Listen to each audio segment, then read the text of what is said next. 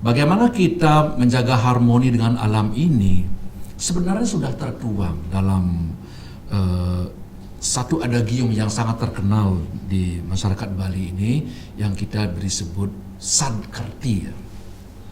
Jadi ada 6 sumber kesejahteraan atau 6 sumber yang bisa memberikan manusia itu sejahtera.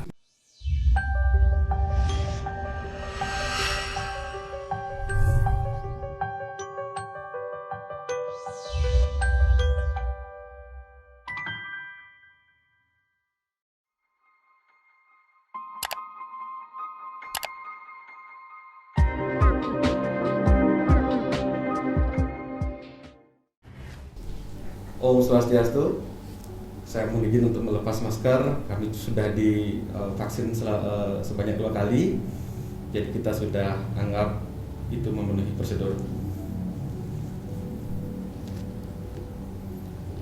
Para pemirsa Semesta Bali Channel, bertemu kembali dengan saya, Anom Wiranata. Pada podcast kali ini kita akan membahas topik yang sangat menarik. Di awal tahun ini, Gubernur Bali mengeluarkan kebijakan yang disebut sebagai Surat Edaran Gubernur Bali nomor 4 tahun 2022 tentang tata titi kehidupan masyarakat Bali berdasarkan nilai-nilai kearifan lokal Sadkerti dalam Bali Era Baru. Telah hadir bersama kita narasumber yang sangat tepat untuk membicarakan hal tersebut, yaitu Kepala Dinas Kebudayaan Pemda Provinsi Bali, Bapak Gede Arya Sudiarto. Om Swastiastu, Pak. Om Swastiastu. Apa kabar, Pak? Baik.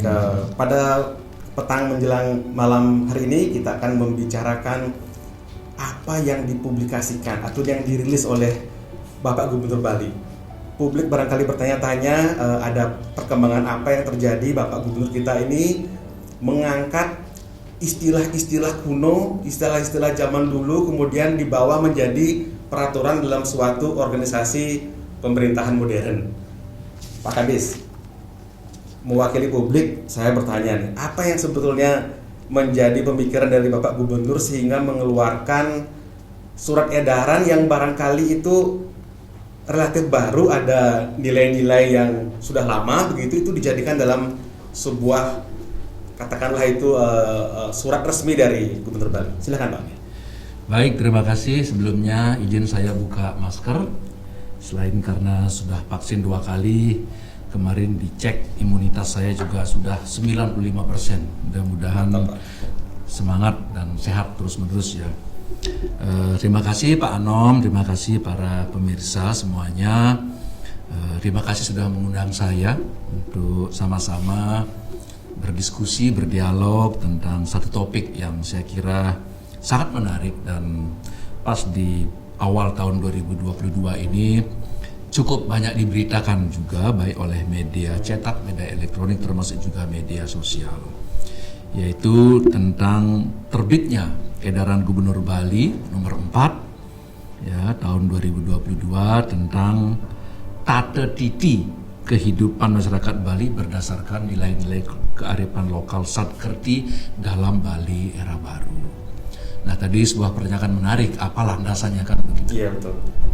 Sebagaimana kita ketahui, para guru-guru suci, para leluhur yang sudah menjadi leluhur dan sudah menjadi lelangit Bali yang memiliki kemampuan waskita sejak dulu sebenarnya telah memberikan wejangan kepada kita bagaimana sebenarnya kehidupan yang baik. Kehidupan yang baik itu konon tidak digunakan untuk atau tidak ukurannya bukan mempunyai uang yang banyak, ukurannya bukan memiliki kekayaan yang berlimpah, memiliki istri yang banyak atau hal-hal yang lain atau kekuasaan yang banyak, akan tetapi sebuah harmoni ya. Bagaimana kita bisa hidup harmoni? Dengan siapa kita bisa hidup harmoni? Yang pertama-tama adalah dengan alam semesta. Jadi wejangan itu tertuang dalam beberapa lontar seperti misalnya lontar Batur Kalawasan ya, yang menyebutkan bagaimana kita harus memelihara gunung dan harus juga memelihara laut. Ya, gunung itu suatu yang suci, dari gunung kita bisa hidup, dari laut juga kita bisa hidup. Nah, bagaimana kita menjaga harmoni dengan alam ini sebenarnya sudah tertuang dalam satu adagium yang sangat terkenal di masyarakat Bali ini yang kita beri sebut Sadkerti. Jadi ada 6 sumber kesejahteraan atau 6 sumber yang bisa memberikan manusia itu sejahtera. Pertama itu ada Atmakerti. Semua manusia itu memiliki Atman. Jadi kita harus menyucikan dan memuliakan Atman. Yang kedua ada Segara-kerti. Bagaimana kita memuliakan dan menyucikan laut. Ada Danu-kerti, memuliakan dan menyucikan danau. Kemudian ada juga Wana-kerti, bagaimana kita memuliakan dan menyucikan hutan. Kemudian ada Jana-kerti, memuliakan dan menyucikan manusia. Dan terakhir Jagat-kerti, alam semesta ini.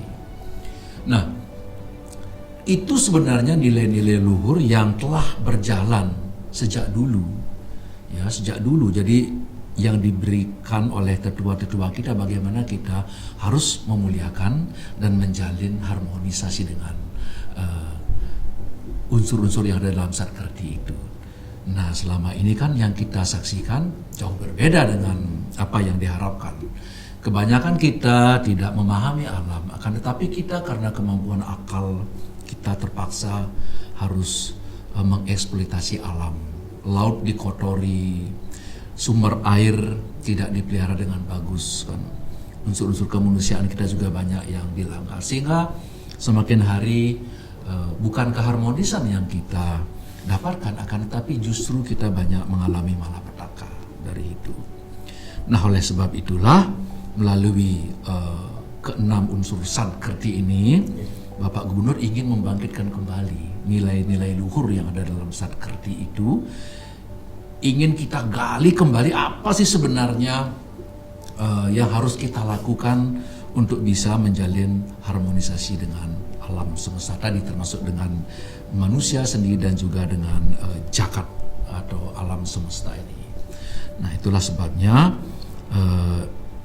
Pak Gubernur telah menerbitkan edaran, secara produk hukumnya adalah edaran begitu ya. Edaran, himbauan begitu. Akan tetapi itu juga diwujudkan dalam sebuah buku penuntun. Bagaimana kita harus dituntun dalam menjalani kehidupan berlandaskan Sadkerti itu. Misalnya kalau Atmakerti apa yang kita lakukan, kalau Jana-kerti apa yang kita lakukan, Wana-kerti apa yang kita lakukan, secara niskala maupun skala. Sebab salah satu keunikan Bali ini, kita tidak hanya berlaku secara niskala atau alam nyata, kita juga masih sangat diikat, kemudian masih sangat meyakini bahwa ada alam niskala yang menjadikan kita itu unik dan berbeda dengan manusia-manusia lainnya mungkin di seluruh dunia dan termasuk juga di Indonesia. Nah, itulah nasanya. Jadi Pak Gubernur menginginkan ajaran-ajaran Sadkerti ini kembali, ya, dihimbau masyarakat Bali kembali ke jati diri untuk mendapatkan kehidupan masyarakat Bali sesuai dengan Bali yang kawista kang tata titi tentrem karta raharja, Bali yang genuine, Bali yang orisinil, begitu ya, Bali yang sebagaimana diinginkan oleh para leluhur kita sejak zaman dahulu kala. Itu sebenarnya landasannya. Nah, ini sesuai dengan visi Bapak Gubernur, Bapak Wayan Koster dengan Cok Oke Sukawati, yaitu Nangun Sadkerti Loka Bali. Jadi bagaimana menjadikan Bali itu sesuai dengan ajaran-ajaran para leluhur, ya, Bali yang memenuhi tata tentrem karta raharja sebagaimana yang saya sebutkan tadi. Baik Pak Kadis, dari segi nilai yang Bapak sampaikan tadi itu sebetulnya itu selaras dengan nilai-nilai pembangunan nasional seperti yang kita ketahui dalam hal membangun manusianya, membangun alamnya. Tetapi ada persoalan begini Pak Kadis, apakah surat edaran ini bisa menghadapi tantangan yang sama yang dihadapi oleh peraturan-peraturan sebelumnya, yaitu dalam hal bagaimana mengubah perilaku? Karena sering sekali terjadi orang tahu itu nilainya baik, contoh Orang tahu bahwa membuang sampah sembarangan itu buruk, tetapi orang melakukannya. Jadi nilai itu mereka setuju bahwa itu nilai yang baik, tetapi mereka tidak melakukannya. Itu bagaimana surat edaran ini bisa memberi dampak real, Pak Kadis? Salah satu dampak zaman global ini ya, karena kita sudah terlalu banyak kebablasan di zaman global ini ya. Kalau kita mencari pendukung untuk berbuat baik jauh lebih susah daripada mencari pendukung orang yang untuk berbuat yang tidak baik. Berbuat tidak baik itu gampang saja mereka lakukan dan lebih mudah mencari pengikut dengan cara-cara yang tidak baik. Nah ini kan tantangan. Saya kira semua orang menyadari itu. Ya, peraturan-peraturan sudah diterapkan oleh pemerintah. Saya kira semua yang ada dalam Sadkerti ini juga sudah ada aturan secara nasional, akan tetapi dia tidak bisa terimplementasi dengan bagus kan begitu. Nah, Bali keunikan Bali itu kita kan memiliki dua hal yang saya sebutkan tadi, skala sama niskala. Dan juga salah satu juga keunikan Bali itu yang nanti akan kita gunakan untuk melakukan gerakan ini gerakan Sadkerti ini. Kita juga punya desa adat selain desa dinas yang tunduk dengan peraturan-peraturan hukum positif, akan tapi kita juga memiliki desa dinas yang tunduk dengan peraturan-peraturan perarem sesuai DRESTE di tingkat desa yang tujuannya sama-sama bagus. Bahkan kita sudah tenggarai kemarin desa adat itu masyarakat sangat patuh dengan aturan-aturan ataupun peraturan yang ada di desa adat. Oleh sebab itu, Bapak Gubernur kan bukunya harus dibuatin dulu gitu loh. Penuntunnya dibuatin dulu, himbauannya dibuatin dulu, nggak usah terlalu saklek kalau misalnya kalau pakai Perda atau Pergub kan dia akan ada hukumnya dan lain sebagainya. Kita dengan cara yang santai dulu, himbau saja dulu kan begitu. Nah, setelah perangkatnya ada, ini sudah dibuatin detail banget. Itu loh misalnya Jana Kerti secara niskala, pemerintah daerah apa tugasnya, kemudian lembaga-lembaga vertikal yang ada di Bali apa yang masih dilakukan, lembaga pendidikan yang di Bali apa yang masih dilakukan, desa adat apa yang dilakukan, desa atau kelurahan apa yang dilakukan, keluarga atau masyarakat apa yang dilakukan. Sudah kita rinci banget di sini. Ini yang dilakukan. Itu himbauan itu sudah kita barengi dengan ini loh yang harus dilakukan. Contoh ya, nanti tanggal 29 Februari kan Tumpak Uye. Tumpak Uye dong. Tumpak Uye itu bagaimana kita melakukan pemuliaan terhadap binatang. Itu berkaitan dengan, kalau kita kaitkan dengan Sadkertinya itu ada unsurnya dua, ada Danau Kerti sama Segara Kerti. Sebab makhluk hidup itu kan ada di laut, ada juga di danau, ada juga di hutan kan begitu ya. Nah nanti akan Pak Budi sudah membuat acara nanti, jadi himbauan lagi nih kepada desa adat untuk melakukan misalnya dalam unsur niskalanya kita mulai mengupacarai sarwa wawalungan ya, jadi apapun kita punya ubuan-ubuan ya, sapi, babi, ayam, kita upacarai, masing-masing wajib mengupacarai itu bagi yang punya. Bagi yang tidak cukup sembahyang saja di pura. Kemudian kita juga melakukan upacara Danu Kerti ya. Jadi upacara bagaimana memuliakan Danu lewat ritual-ritual yang akan kita lakukan. Itu secara skalanya begitu. Secara skalanya sekarang di tingkat keluarga misalnya mereka melakukan bersih-bersih, ditelajakan. Kemudian di tingkat desa adat yang kebetulan bertempat di pinggir danau melakukan gerakan kebersihan untuk danau. Kemudian Pemprov Bali akan melakukan vaksinasi untuk anjing. Kita akan melakukan pelepas liaran burung, pelepas liaran satwa-satwa langka gitu. Nah, jadi dengan demikian Tumpak Uye ini kita rayakan sebagai salah satu pelaksanaan daripada Tata Titi ini. Nah, dengan cara seperti itu Pemprov Bali sama Pemkab dan Pemkot harus menjadi motor penggerak. Harus menjadi motor penggerak untuk bisa melakukan ini. Nah, oleh sebab itulah Bapak Gubernur juga saat ini sudah menugaskan seluruh pegawai Pemprov Bali dan Pemkab Kabupaten dan Kota itu setiap weekend itu turun ke desa-desa. Tujuannya apa? Membantu masyarakat desa mengkomunikasikan agenda-agendanya. termasuk bagaimana membantu masyarakat untuk membuat perarem tentang timbunan sampah plastik, untuk merawat sumber air, untuk merawat hutan, merawat tumbuh-tumbuhan. Nah, dengan demikian himbauan ini akan bisa kita gerakan secara masif. Tapi tetap kita himbauan. Nah, itu yang coba Jana Kerti misalnya ya. Jana Kerti itu bagaimana kita memuliakan manusia, memuliakan sesama manusia di antara kita. Kita telah merancang di Tumpak Kerulut. Iya, Tumpak Kerulut itu kan hari kasih sayangnya orang Bali, namanya Tumpak Kerulut kan. Ya, kita ada 14 Februari Valentine Day, itu kan dunia. Ya, kita sebenarnya sudah punya Dresta Balinya ada Tumpak Kerulut. Jadi kita himbau masyarakat nggak usah ngerayain di Valentine Day, kita ngerayain di Tumpak Kerulut aja dengan cara skala dan niskala. Ya, secara niskalanya apa? Upacara Tumpak Kerulut. Ada emang upacaranya. Kemudian secara skalanya kita rayakan aja Valentine Day itu hari kasih sayang, hari tresna asihnya masyarakat Bali itu ketika Tumpak Kerulut. Anak-anak misalnya anak-anak sungkaman kepada orang tua memberi restu kepada anak-anaknya. Lembaga pendidikan misalnya murid sungkaman kepada guru memberi restu kepada anak-anaknya. Semacam itu. Bukan semata-mata pasangan seperti Valentine. Bukan itu. Ini tresna asih itu kan tidak hanya pasangan dalam urusan romantis begitu ya. Jadi ini urusan kasih sayang. Kasih sayang sesama manusia. Guru dengan murid, orang tua dengan anak, ya pacar iya juga kan begitu kan.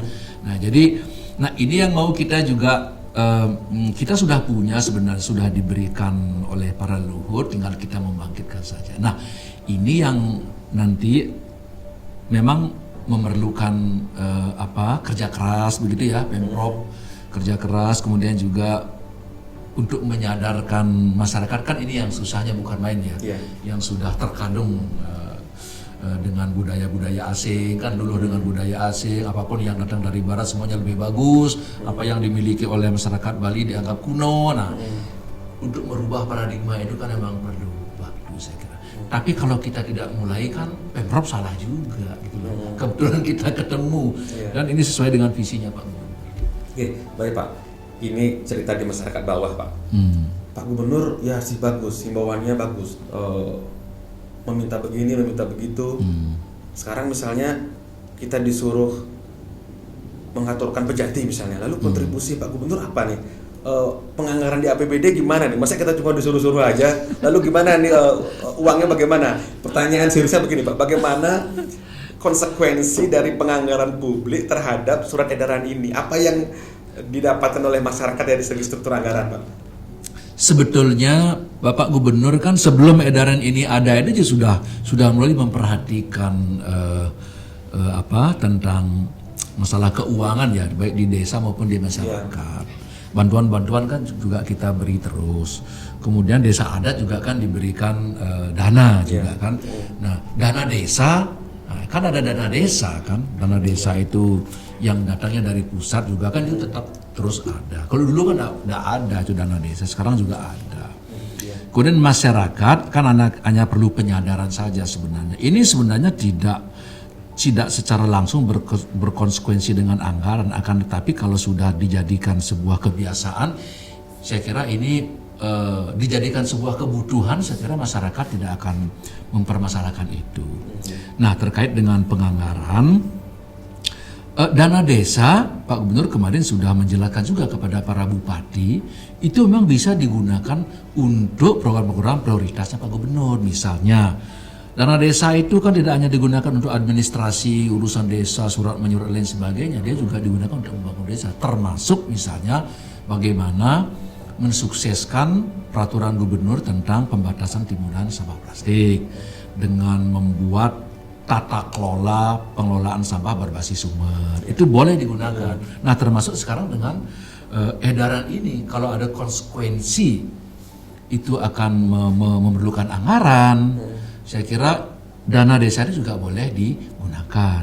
Saya kira kan tanpa edaran ini pun kalau masalah kehidupan iskala sekarang masyarakat kita itu anu banget. Jadi tanpa disuruh-suruh pun juga saya kira ini sebenarnya sesuatu yang sudah berjalan di masyarakat. Secara niskalanya itu sebagian besar sudah berjalan sebenarnya. Tinggal kita mengingatkan lagi bagi yang belum. Ya. Nah, secara skalanya inilah biar connect antara yang niskala dengan skala. Biar jangan kita rajin ke pura, sembahyang, datang dari pura kita justru mengotori pura. Tidak mengadakan bersih-bersih di pura, membuang sampah plastik di pura, itu kan salah. Nah, kita tidak memelihara, tidak merawat juga pura, kan begitu. Ini kan harus seirama ini. Begitu kita secara niskalanya sembahyang, kemudian secara niskalanya sembahyang, secara skalanya juga kita harus berbuat bagaimana kita memuliakan tempat suci, memuliakan hutan, memuliakan laut, memuliakan gunung, tidak lantas membuang sampah ke sungai, kan begitu. Sebenarnya di masyarakat sudah mulai sadar bahwa sampah misalnya ya, sampah itu harus dikelola di hulunya. Hulu itu maksudnya siapa yang menghasilkan sampah kan? Yang menghasilkan kan keluarga. Masa sih kok yang menghasilkan keluarga kok dibebankan pada orang lain? Kok dibebankan kepada desa? Kok dibebankan kepada pemerintah daerah? Sehingga pemerintah daerah harus mengeluarkan dana miliaran untuk ngurusi sampah. Kalau saja semua orang sadar bahwa sampah itu harus selesai pada sumbernya, TPA itu nggak bakalan butuh. Nah, ini yang sebenarnya mulai harus kita sadarkan masyarakat kita. Melalui edaran ini dan juga dengan turunnya program desa Kerti Bali Sejahtera, itu ya setiap pegawai Pemprov itu setiap weekend itu harus turun ke desa sekarang. Turun ke desa, membantu pemerintahan desa untuk melakukan pembangunan termasuk misalnya timuran sampah plastik, melestarikan seni-seni sakral, membiasakan hidup sehat dan menjalankan buku penuntun ini gitu. Baik Pak. Pak Kadis, ini pertanyaan mungkin agak sensitif nih Pak. Di tempat lain ada yang mengatakan bahwa dengan sesajen itu bisa menyebabkan bencana alam. Nah ini di Bali kan ekstrim nih Pak, bertindak sebaliknya. Dengan sesajen persembahan yadnya, kita meyakini bahwa itu akan mendatangkan kesejahteraan bagi masyarakat Bali. Nah, bagaimana kita bisa mengatakan kepada dunia bahwa kepercayaan Bali ini memberikan dampak yang nyata? Bagaimana kita katakanlah membuktikannya, mengukurnya? Bagaimana Pak Kadis? Saya sering cerita dengan tamu-tamu ya yang mengunjungi Bali, baik domestik maupun tamu asing. Apa sih yang menyebabkan kamu itu selalu datangnya ke Bali? Dia bilang beda. Aura Bali itu memang beda. Kalau dibilang keindahan alam, banyak daerah di Indonesia, bahkan di dunia yang jauh lebih indah daripada Bali.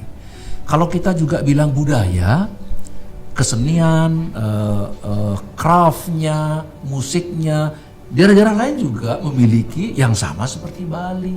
Kain-kain tenunnya, daerah lain juga memiliki sesuatu yang sama seperti Bali.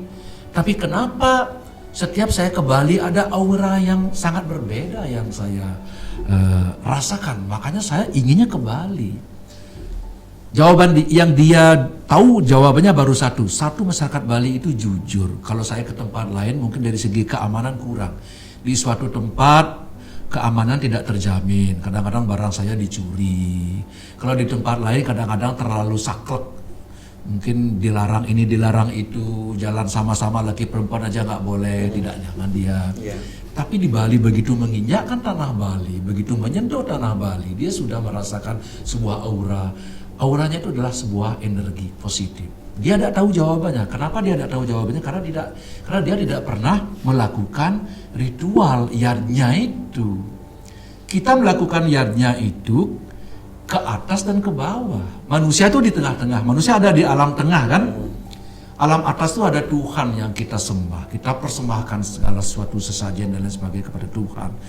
Kemudian kita juga setiap tahun, setiap 6 bulan, 3 bulan melakukan persembahan terhadap alam bawah. Buta kala itu harus kita berikan laba biar dia somia kan begitu kan? Dalam sistem keyakinan kita seperti itu. Kita melakukan persembahan itu. Jadi aura itu timbul karena kita telah melakukan yadnya ini. Jadi apanya yang akan menjadi bencana kalau kita melakukan yadnya kan? dan sudah diatur juga dalam keyakinan orang Bali, yadnya itu adalah persembahan tulus ikhlas tanpa pamrih. Yang namanya tulus ikhlas itu ukurannya bukan banyak sedikit, tapi sejauh mana kita tulus, sejauh mana kita ikhlas.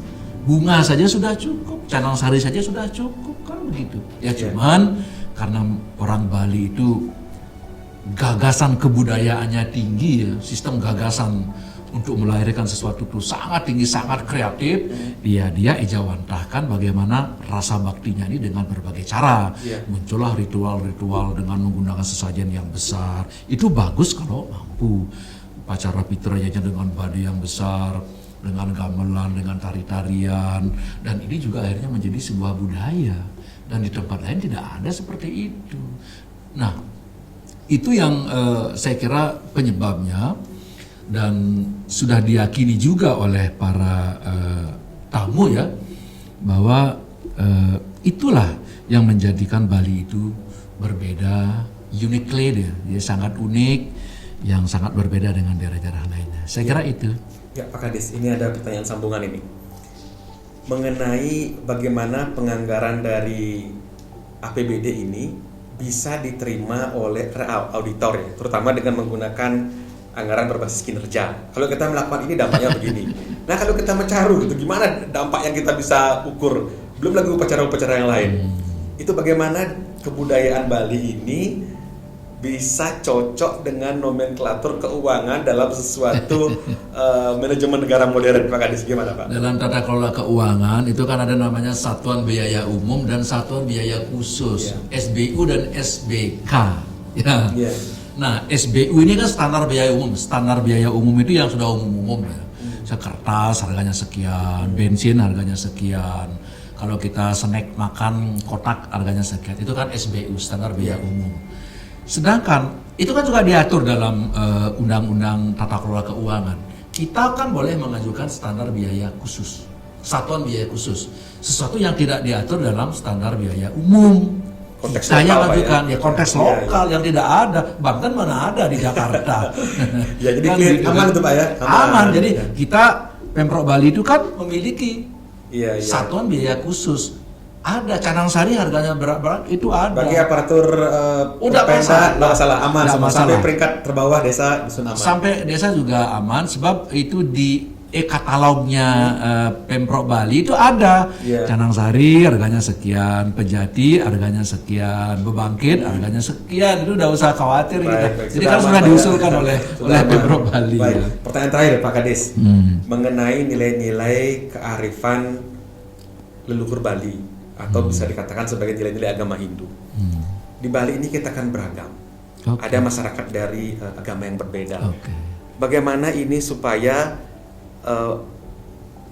nilai-nilai ini itu apakah atau bagaimana mempengaruhi kehidupan dari warga masyarakat yang berbeda agama ini? Apakah nanti dikira bahwa nilai-nilai agama ini masuk ke ruang publik dan mendominasi? Seperti apa Pak Kadis? Gini, kita kan sudah, makanya kita buatin dua, ada niskala, ada sakala. Kemudian di edaran ini juga sudah diatur di poin terakhir bagi Kramo Bali yang beragama Islam, Kristen, Katolik selain Hindu lah, itu dipersilahkan melaksanakan tata titi ini sesuai dengan keyakinannya masing-masing. Secara niskalanya, tapi secara skalanya kan sama aja.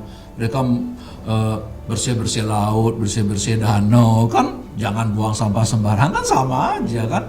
Secara skalanya sama. Yang kita atur lebih banyak secara skalanya. Ya, di skalanya misalnya kalau kita sembahyangnya di pura, mereka juga silakanlah doa di masjid, di gereja, mendoakan. Kalau pas misalnya upacara Danu Kerti, ya bagaimana mendoakan biar air danau itu tetap berisi air sehingga menjadi sumber penghidupan bagi masyarakat Bali, dan aliran-aliran sungai juga menjadi ajang, kan gitu. Bagaimana mereka juga bisa mendoakan laut, kan gitu. Bukan kan orang berdoa tuh tidak hanya mendoakan diri sendiri toh. Iya, betul. Kita mendoakan diri sendiri untuk selamat, tapi kan kita juga mendoakan bagaimana memohon ke hadapan Tuhan agar alam semesta ini mampu seperti apa yang kita inginkan, sehingga bisa memberikan penghidupan dan kehidupan juga bagi manusia. Nah, jadi sudah kita pikirkan di Bali ini kan kita ya 85% lebih kan umat Hindu. Selain itu kan juga ada umat-umat kita yang lain. Bukan berarti ini khusus untuk umat Hindu, enggak, sama sekali kita tidak ada menyinggung masalah agama di sini. Nah, yang masalah niskala itu memang itu keyakinan menurut orang Bali gitu kan, menurut orang Bali. Sedangkan kalau orang yang non Bali silakan menyesuaikan. Sudah kita atur di sini. Baik, terima kasih Pak Kadis. Banyak sekali aspek-aspek yang sudah kita cover dalam diskusi tentang surat edaran ini. Saya kira ini akan bermanfaat bagi publik untuk mengetahui lebih lanjut tentang apa yang menjadi dasar dan juga harapan-harapan dari surat edaran ini. Baik, pemirsa Semesta Bali Channel, di penghujung acara ini izinkan saya untuk menyampaikan bahwa peradaban Bali dibangun oleh kerja keras, intelektualitas dan juga kewaskitaan, kemampuan spiritual dari para leluhur Bali. Mereka menyelesaikan tantangan zamannya dengan cara mereka yang kemudian diwariskan dari zaman ke zaman hingga saat ini. Dan pada masa sekarang ini, Bapak Gubernur telah merumuskan, membangkitkan kembali nilai-nilai luhur yang menjadi pegangan dari leluhur Bali. Harapan kita semua semoga kearifan lokal ini bisa diadaptasi sesuai dengan tantangan zaman yang dihadapi saat ini. Globalisasi jalan terus, kearifan lokal tetap bertahan menghidupi jiwa dan raga orang Bali. Demikian podcast pada kali ini. Saya Anung Wirata pamit mundur. Saya mengucapkan terima kasih atas waktu dari Bapak Kadis, Bapak Gede Arya Sudiarto. Selamat malam Bapak. Om Santi Santi Santi Om.